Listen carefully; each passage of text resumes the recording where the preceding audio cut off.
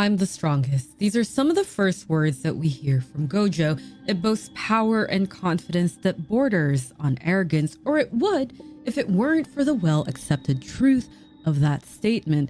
But there is a small whisper of something far more melancholy in that statement. Loneliness. We find out that this is the second iteration of that statement, revised for a tragic and a harrowingly sad end that was over 10 years in the making. He's alone, but he wasn't always. In fact, at one point, he was the lesser half of a whole, a pair so intertwined that when torn apart, the cataclysmic end to the relationship caused a shockwave that still affects Jujutsu society to this day. Hey, my name is Esper, and I talk about things to a depth nobody asked for, and today we will be talking about how Jujutsu Kaisen Season 2 Hidden Inventory OP, say that 5 times fast, is actually a perfect reflection of the emotional beats of Gojo and Geto's past. The care taken in arranging the elements of this OP makes it evident that this is a labor of love. Hidden Inventory and Premature Death arcs are my most beloved arcs of the series, not because I'm a masochist, but because Gege does a beautiful job intertwining the story to reconcile the present we are now in. I'm sure many of you are familiar with the plethora of questions that the series prods and pokes at you. Jujutsu Kaisen isn't a straightforward manga. We are told the story in piecemeal. We are made hungry for explanations and sense and answers. The interconnectivity of the pieces, though, when they do come together, is an almost magical effect that satiates us in a way that we wouldn't otherwise be had we been subjected to classical storytelling, because this method has the effect of seeing the story in a new light, despite the fact that it already had meaning when you first consumed it. Jujutsu Kaisen is a multifaceted story, and the intro by this team crafted something that captured that essence thoroughly. At first, it seems on the surface joyous, and if you didn't know what Jujutsu Kaisen was, this intro brings levity unparalleled to the horrors you now know happen. One of my favorite scenes that truly bring me awe in the way that it was crafted was Riko's first introduction to us, and how it was made clear that the story is repurposing the past as a liminal space. You see, Riko was a passerby in their lives, whereas Gojo, Geto, Shoko, Nanami, and Haibara were just beginning their lives, their journey. To continue the transportation metaphor, if you will, we see Riko so ever briefly leaving the train and ending her journey complete with a melancholy look on her face. Then the spot on the platform where our protagonist and Riko are all briefly touching is where our story happens. The narrowness of this platform, the brevity of the intersection, and the juxtaposition of their emotional demeanor amplifies this representation of the past in a way that I struggle to articulate, but fill me with joy nonetheless, and the excellence of its execution. It also drives up the emotional highs by depicting Gojo, Geto, Shoko, Nanami, and Haibara filled with youth. The joy and spring in their steps feel almost uncanny, knowing what happens to them all at the next stop of this train. Gojo is alone, Geto dead, Shoko depressed, Nanami broken, Haibara gone too soon to have ever made it to the next space in which life would happen to this group he so very much cared for. But each and every single one of them had a piece of themselves die from the events of that summer.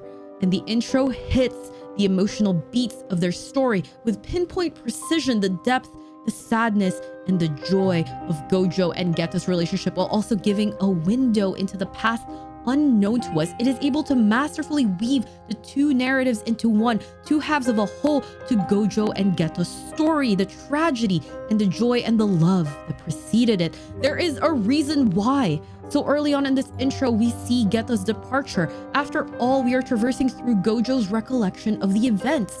We are working backwards in time to get to the place we are at now, the eve of Shibuya.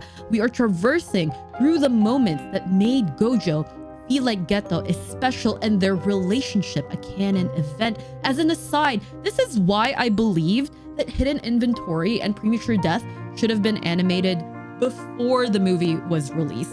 Not only because this is the conclusion of this story, but I feel like knowing the death of Geto lessens the impact of the events further in the story. This is one of those you only get one shot sort of things that I think that you can only fool the audience into believing the happy little high school childhood narrative and leaving them wondering what will happen once. Knowing the death of Geto leaves us with a fuzzy posthumous explanation of the events that can honestly be a little bit confusing. I think that it also has a negative impact on the emotional delivery of some of the most monumental high points of the story, because the existence of Geto in the present now becomes more of a question of how rather than a highly emotional, impactful reveal. Anyway, the reason why we care is because we care about the characters. The outside society of Jujutsu Kaisen beyond that of the main ensemble cast hasn't been built up to be enough of a stake to create a convincing narrative for persevering for saving the innocent. And it doesn't need to. That's not the point. That is not the character-driven story that JJK is trying to tell. It was even impressed upon us that sorcerers are not heroes. They are simply just doing their job. We are not here to witness them saving people. We are here to watch them claw through the grueling peril that their lives as sorcerers bring them. The story it's trying to tell is individual humanity persevering beyond the grotesque, and Geto is the perfect foil for that survival narrative. The best of the best, consumed by the grotesque, and these story beats should have been arranged in a way in which it was best serving the emotional crescendo of the narrative. All right, big rant. Over now. Time to talk about what I teased in the intro, that Gojo is the lesser half of this pair, and it starts with this clip. This is such a clever bit of visual storytelling to communicate what it is that we know of Gojo and Geto. This is a visual representation of the phrase, "We're the strongest." Gojo and Geto were two halves of a whole. They were intertwined with each other, not only in power that helped Gojo to be able to relate to Geto, but through their dynamic with Gojo being the lesser half of this whole.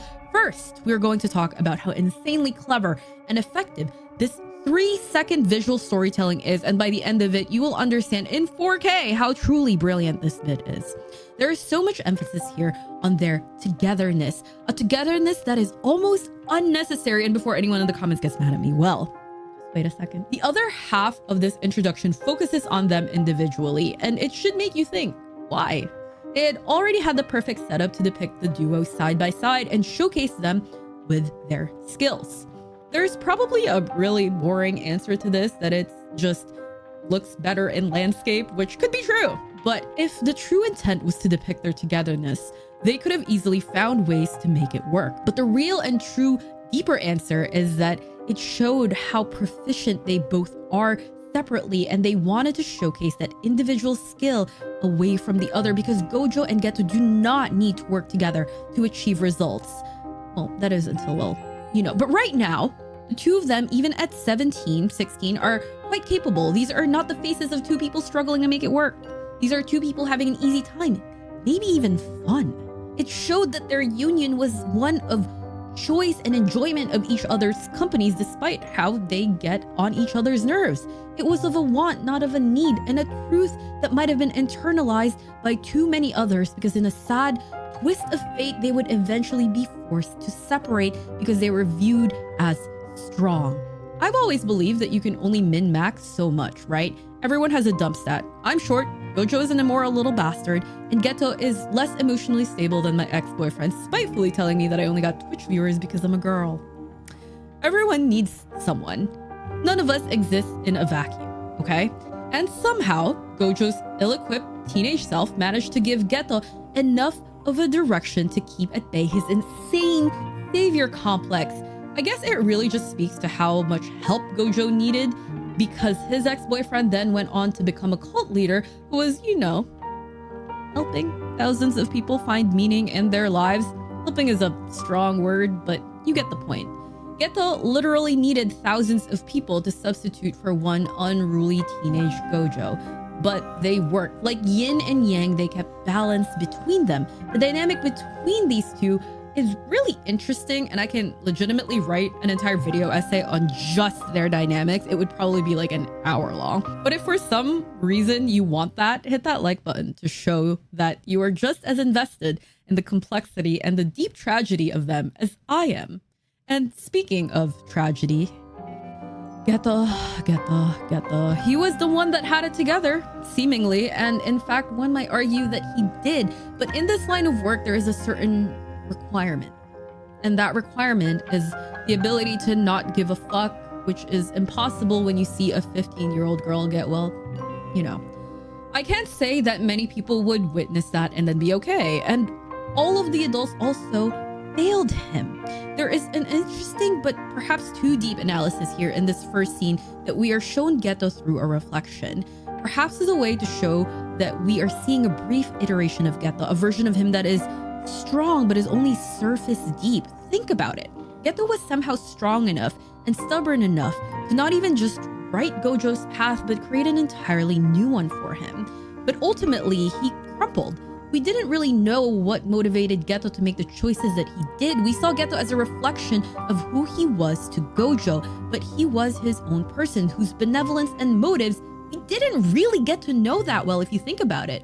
We have relied this whole time on an external secondhand perception of him through Gojo, and the version of Geto painted by Gojo could be a product of an unreliable narrator. But nonetheless, it is still one of admiration. And this is what makes the events of their separation so heart-wrenching, because what was depicted as a want actually grew its roots in both of them, and the severing of it later in the story showed the different ways in which the two became irreparably damaged as the roots of this relationship intertwined and grew with their own, and when severed, left them both deprived in ways unique to what the other was providing them. They each seemingly swung on the far end of the pendulum and created a monster on the other side of the spectrum. Ironically, when push came to shove, it was Gojo that wasn't strong enough, and I actually want to direct your attention to that 3-second bit again to show you how truly brilliant it is. In this scene, we see Geto helping Gojo by having his dragon lift him up, but we don't see Gojo helping Geto, only using his sheer power to attack the enemies. Their dynamic continues on in this scene even with the joyous overtones of it. Gojo simply wasn't equipped to help Geto, we would later learn, and this scene set that expectation up for us. I know that I shouldn't be putting on the responsibility of maintaining the sanity of someone wildly traumatized on another teenage boy, because realistically, no 17-year-old is capable of dealing with that.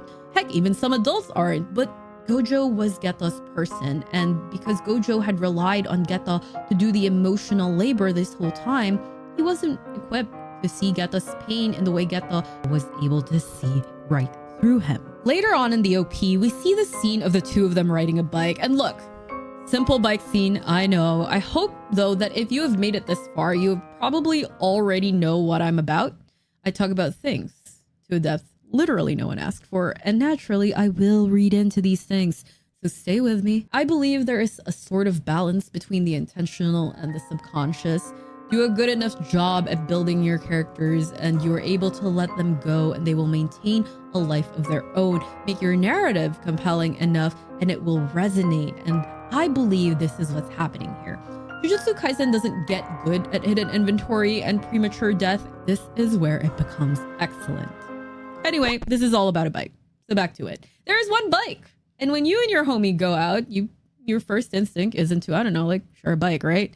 But let's suspend our disbelief and say that with Gojo's fat stacks, he never bought a bike. The person steering here is still significant. I think that since this bike riding scene isn't a canon manga event, we can view this from the lens of someone who already knew what was going to happen and had the retrospective knowledge that Geto was the person who guided Gojo through a lot of their teenage years. This is one of those moments where the knowledge of what goes on to happen really solidifies and changes how the scene can be taken, especially since at this point, we haven't really met Geto yet in any real capacity. We are bonded to Gojo. He's, after all, the strongest. He's the savior of our beloved Yuji. He's also anti-establishment. That's kind of cool. So it's really curious to put him in a seat where he is not taking charge, because from the very, very beginning, that's just what he does. Megumi asked him for something and he obliged. He beat up Sukuna and took control of the situation from both a logistical and physical standpoint. Even in the intro of the first season, we see Gojo standing atop everyone else. Contrast that with how all of Gojo's defining aspects are opposite of who he started as. look at how different the depiction of Gojo is in the first OP versus this one. Gojo is smirking unlike his truly wide, innocent, and joyful grin. He is depicted alone except for the scene with Junpei joining them, which we all know does not happen. And in this OP, he is not only depicted with Geto, he is closely depicted with him, intertwined even, and that has to be absolutely intentional. And not only are they intertwined, Geto is the one steering the bike, and that his placement is relative to everyone else has vastly changed as well. Gojo here is atop some sort of tower and then literally floating in unreachable space while young Gojo is on the ground. And when you think about the times in which Gojo was in the air for the season 2 OP, it was through Geto's abilities, and that means that he had help. So all this attention to detail to call back of how instrumental Geto was into leading Gojo is just so incredible. It's quick, it's subtle, it's simple, but it is impactful. It mimics the actual relationship they had. Geto and Gojo hadn't known each other for that long. They only spent their high school years together.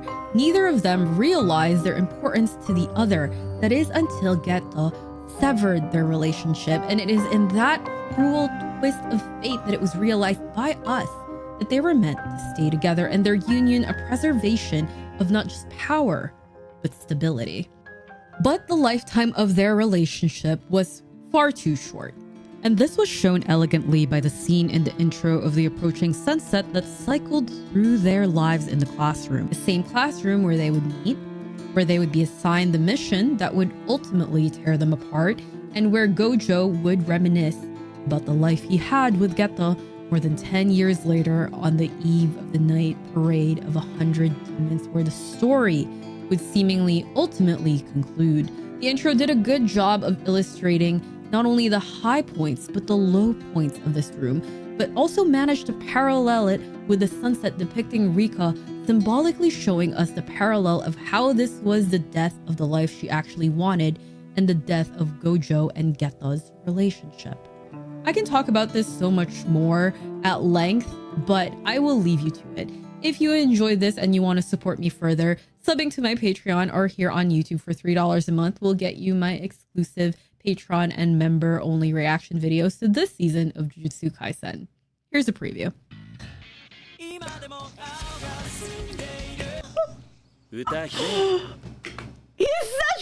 shit!